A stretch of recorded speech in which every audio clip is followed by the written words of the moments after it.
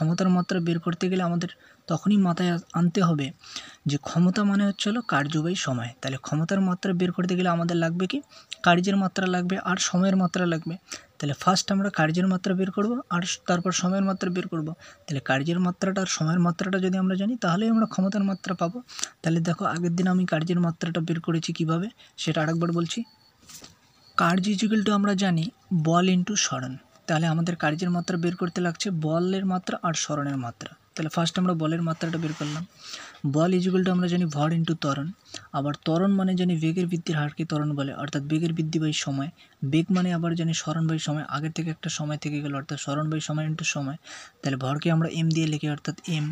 সরণ হচ্ছে হলো এল, সময় হচ্ছে হলো টি ইন্টু টি, আর উপরে তাহলে হলো কি এম এল আর নিচে হলো টি স্কোয়ার। তাহলে এখন এই টি স্কোয়ারটা যদি আমরা উপরে নিই তাহলে হবে হলো M L T to the power -2। তাহলে এটা হচ্ছে হলো বলের মাত্রা। তাহলে এখন আমাদের কার্যের মাত্রা বের করতে লাগছে কি, বলের মাত্রা লাগছে আর সরণ লাগছে। তাহলে বলের মাত্রা হচ্ছে হলো M L T to the power -2 আর সরণ হচ্ছে হলো এল। তাহলে এখন এখান থেকে আমরা বের করব যে এম এল এল হচ্ছে হলো এল স্কোয়ার আর হচ্ছে হলো টি টু দি পাওয়ার -2। আর তার কার্যের মাত্রা আমরা পেলাম কি M L square T to the power -2।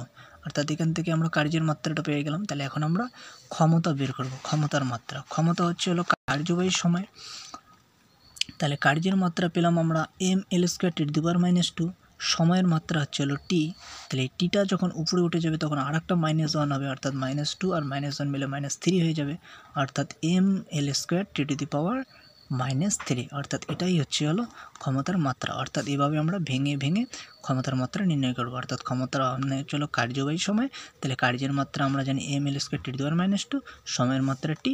অর্থাৎ এখন কার্যের ক্ষমতার মাত্রাটা হচ্ছে হলো M L square T to the power -3। অর্থাৎ এটাই হচ্ছে হলো ক্ষমতার মাত্রা। বোঝা গেল?